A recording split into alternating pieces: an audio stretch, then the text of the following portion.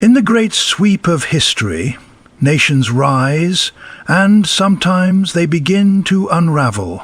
What we are witnessing now, slowly and unmistakably, is a transformation long in the making. The collapse of Israel, not through the roar of a single event, but the tremors of multiple cracks spreading beneath its foundations, has officially begun. It begins within. Political unrest, once episodic, has become a drumbeat in Israeli society. Streets fill with chants of protest, not against a foreign invader, but against their own leaders. Judicial reforms once intended to protect governance now divide the nation at its core. The very idea of what Israel is, and should be, is no longer agreed upon, even among its own people. In recent months, the myth of military invincibility has been pierced. Sophisticated air defense systems, once seen as shields of divine protection, are now overwhelmed by barrages of rockets, precision drones, and coordinated incursions. Battles on multiple fronts are no longer rare, they are expected. The sense of security once felt from Haifa to Eilat is now fragile. Externally, Israel's alliances are straining. Traditional supporters in the West voice discomfort. Once vocal allies now offer only whispers. Their diplomats are growing colder, economic support wanes, cultural boycotts rise. In a world that values human rights and transparency, global opinion is turning. And when the outside world turns, isolation tightens. At the heart of Israel's survival has always been its intellect, its innovation. But even this engine shows signs of stalling. Startups are moving abroad. Investors are pausing. Scientists, students, and technologists, the minds that built a digital nation from desert, are quietly packing their bags, looking for stability elsewhere. A brain drain is not loud, but it is lethal. More than borders and bombs, however, it is the human threads that seem to fray the most. Between ultra-Orthodox and secular, between Arab and Jew, between Zionist and critic, trust is fading. Coexistence, already fragile, is cracking. A nation divided internally cannot stand indefinitely, no matter how tall its walls or loud its rhetoric. Beyond its borders, the pressure mounts. Resistance is no longer fragmented.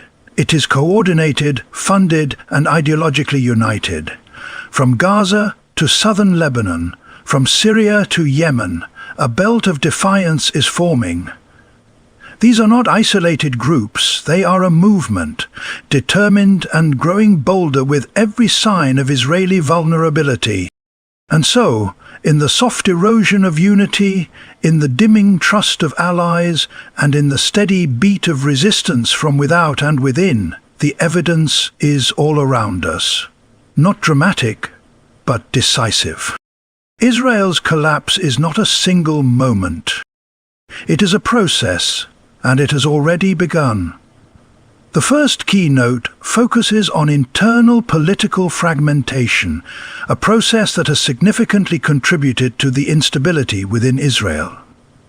Over the past few years, Israel has experienced repeated political stalemates, with no single party able to maintain a clear majority in the Knesset, its parliament.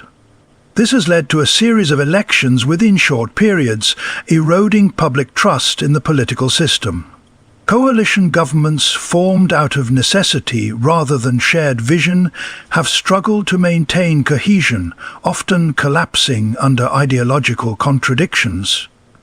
The most notable friction has been between nationalist religious factions and centrist or liberal elements, which has deepened existing societal division. The recent judicial overhaul efforts have ignited mass protests and brought to the surface a civil divide that has long been simmering. Prime Minister Benjamin Netanyahu's push to limit the power of the judiciary sparked not only widespread demonstrations, but also fierce opposition from legal institutions, reservist military officers, and major business leaders. Critics argue that these reforms undermine democratic checks and balances, while supporters believe they are necessary to curb what they see as judicial overreach. The result is a society that no longer agrees on the basic rules of governance, law, and civil conduct. This fragmentation is not limited to political elites, but resonates across communities.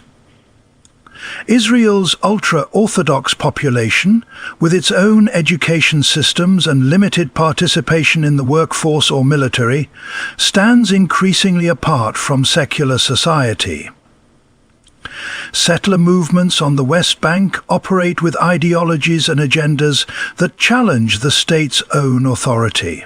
Arab citizens of Israel continue to face systemic discrimination and alienation, with minimal representation and influence in national politics. These tensions are magnified by the media, which now reflects and amplifies ideological echo chambers rather than promoting unified narratives. Furthermore, younger generations in Israel are growing disillusioned with politics altogether.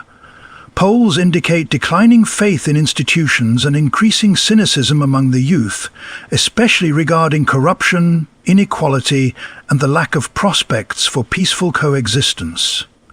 What once was a nation forged by collective purpose is now shaped by mutual suspicion and ideological battles. In such an environment, governance becomes reactive instead of proactive, fragmented instead of coordinated. The result is a nation that appears whole on the outside, but fractured from within, with political fragmentation threatening the very stability of the state. The second keynote addresses Israel's exposed military vulnerabilities, which have increasingly come to light through recent conflicts and regional escalations. Historically, Israel has been regarded as having one of the most advanced military forces in the Middle East, relying heavily on superior technology, intelligence, and rapid response capabilities. Systems such as the Iron Dome, David Sling, and the Arrow missile defense network were believed to be impenetrable layers protecting Israeli territory from enemy rockets and missiles. However, recent attacks have started to reveal cracks in this perception of invincibility. The October 7th attack by Hamas was a pivotal moment that shook national and international confidence in Israeli military intelligence. The surprise assault from Gaza, involving coordinated ground breaches, drones and rocket fire, demonstrated a new level of operational sophistication among Israel's adversaries. It also indicated that the Israeli defense forces were unprepared for unconventional and multi-pronged offensives launched under the radar. The lapse in response time and the subsequent chaos it created show that Israel's defenses, once viewed as preemptive and omniscient, could be bypassed or overwhelmed under the right circumstances. Simultaneously, Israel faces rising threats from its northern border with Lebanon, where Hezbollah has grown in strength and military capability.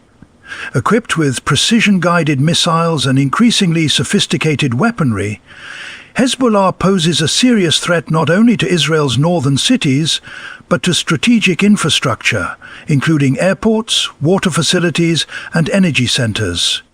These weapons are dispersed across civilian areas, making them harder to target and neutralize. This has forced Israel into a defensive posture, unable to engage fully without risking international backlash or civilian casualties.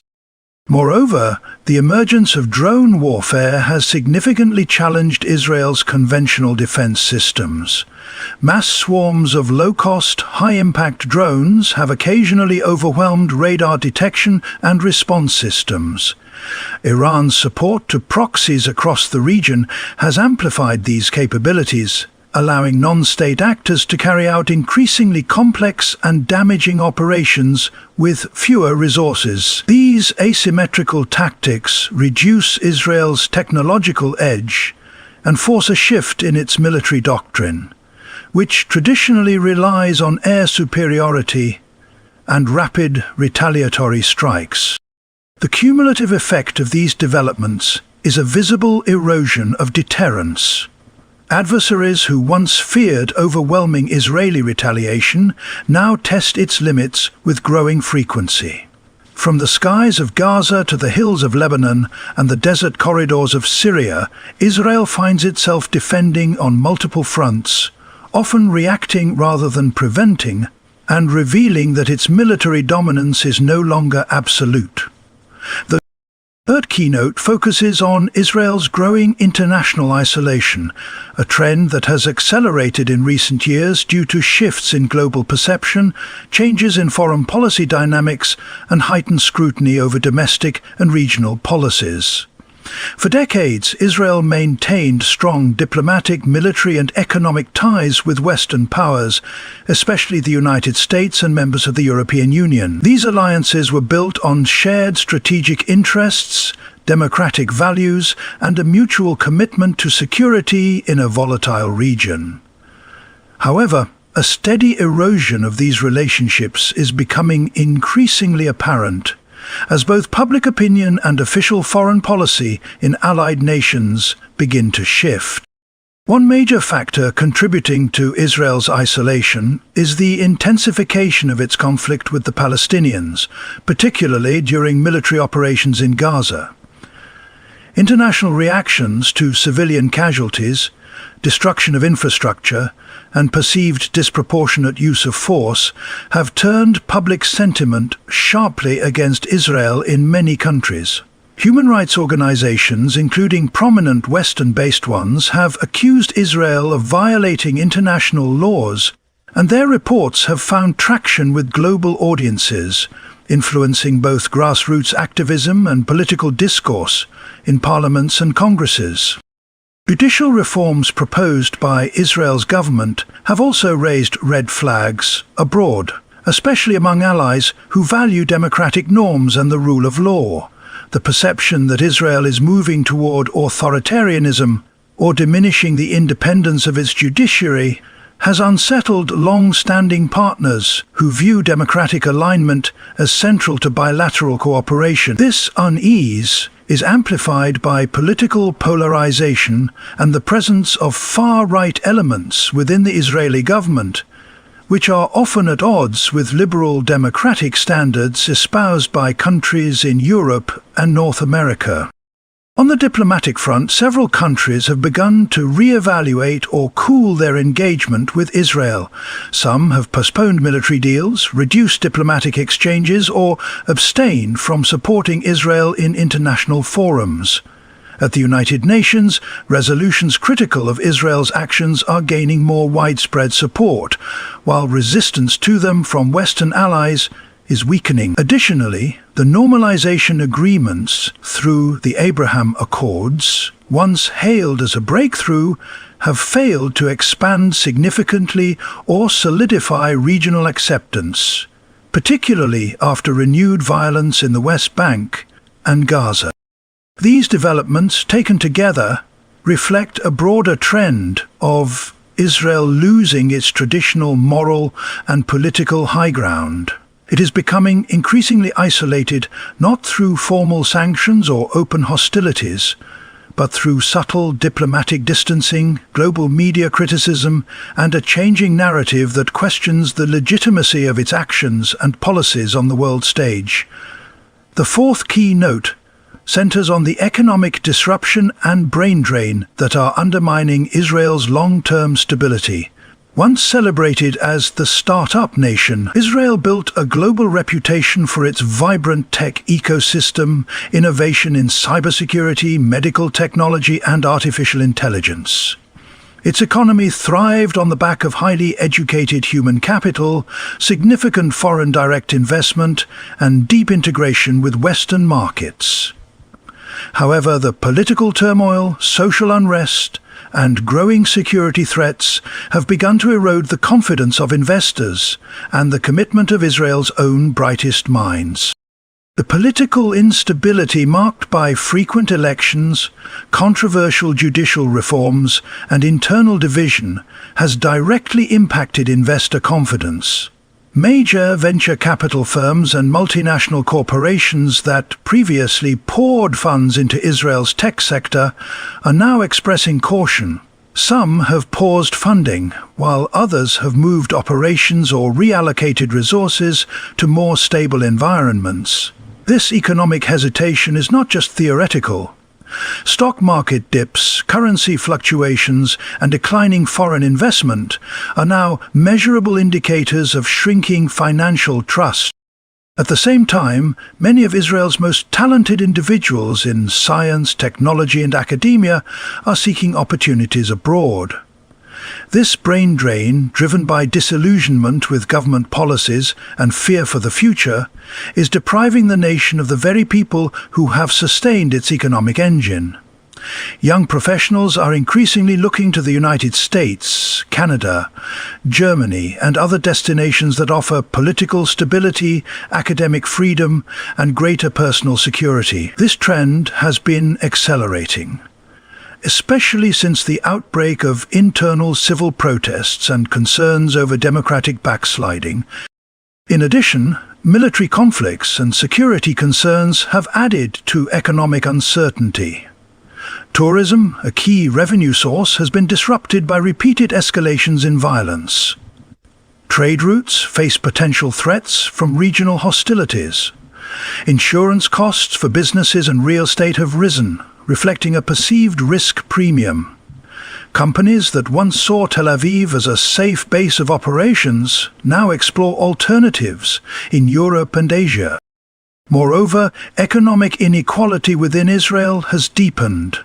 While parts of the high-tech sector remain profitable, many citizens face rising living costs, wage stagnation, and housing shortages.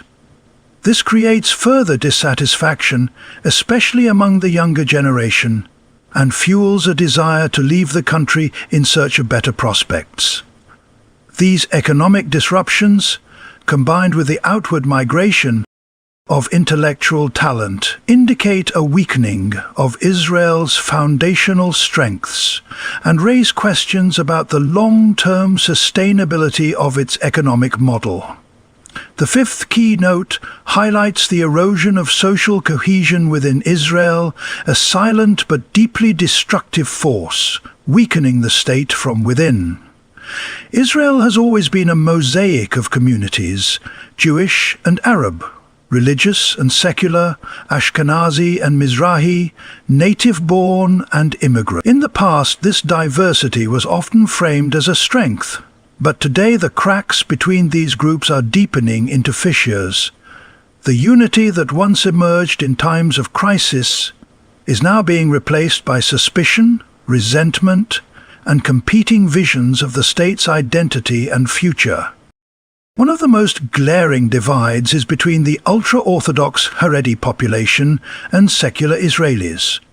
The Haredim, who live by strict religious codes and often abstain from military service and full economic participation, rely heavily on state subsidies and political influence to maintain their communal autonomy. This has generated widespread frustration among secular Israelis who carry the burdens of military duty and tax responsibility. The resentment is not merely economic, it is cultural and ideological, with growing opposition to what many perceive as theocratic encroachment on public life. Simultaneously, tension between Jewish and Arab citizens within Israel has intensified. Despite formal citizenship, many Arab Israelis face systemic discrimination in housing, employment, education, and policing. Clashes in mixed cities such as Lod and Haifa, particularly during periods of broader regional conflict, have further polarized communities that once coexisted uneasily. Social trust is deteriorating and the shared civic space is shrinking. The perception among many Arab citizens that they are second-class residents erodes any hope for long-term national unity. Ethnic divisions also play a role in the weakening of cohesion. Ashkenazi Jews, historically dominant in politics and business, are increasingly challenged by Mizrahi and Ethiopian Jews who feel marginalized and underrepresented. These groups, though part of the broader Jewish community, often feel excluded from the elite circles of influence and opportunity. The result is a society stratified not just by religion or nationality, but by ethnicity and class. In the midst of these divisions, political rhetoric has become more inflammatory. Leaders appeal to base instincts, pit communities against one another, and use identity as a weapon rather than a bridge. This makes reconciliation and collective action increasingly difficult. What emerges is a fragmented society where allegiance to subgroup identities outweighs national solidarity, weakening the internal fabric of the state and making it more vulnerable to external pressures and internal collapse. The sixth keynote centers on the rise of resistance alliances surrounding Israel, a development that has dramatically shifted the strategic balance in the region. Historically, Israel maintained a military and technological advantage over its neighbors, which deterred coordinated attacks and kept hostile entities fragmented.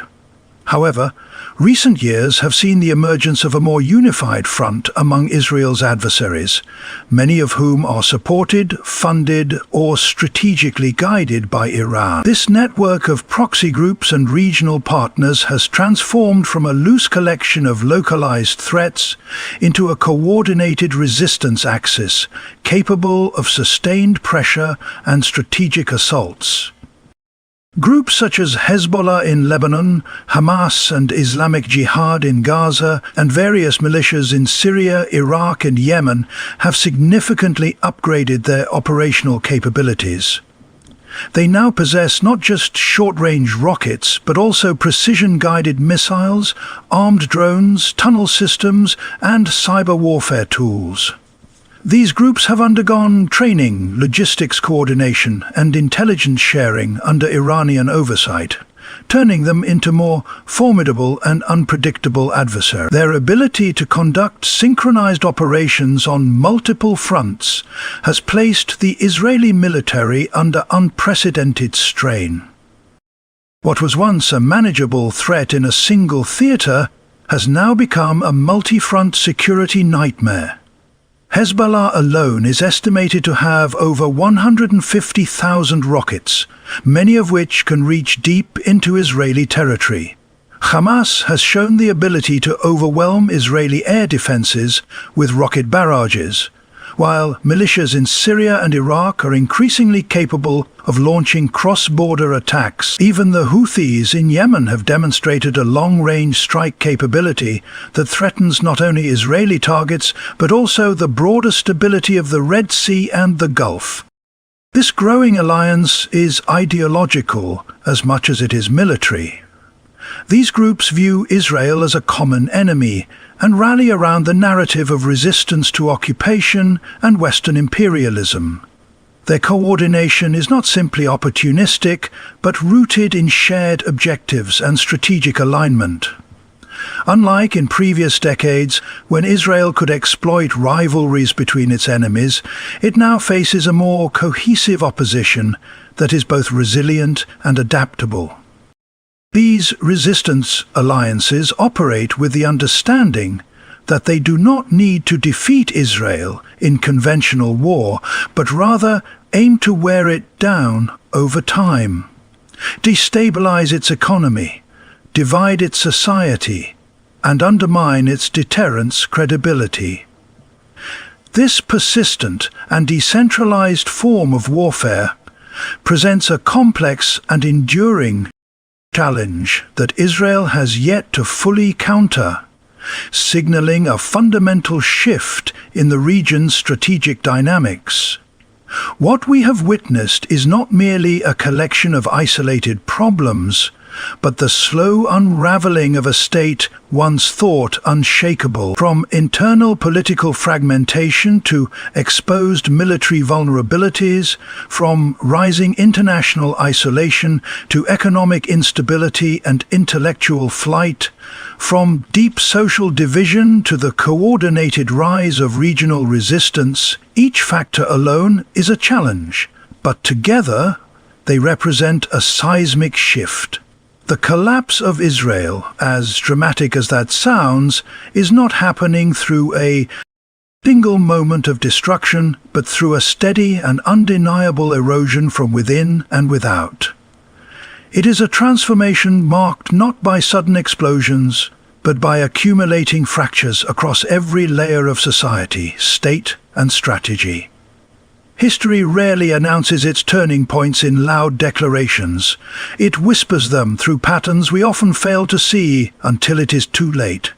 And now, those patterns are becoming clear.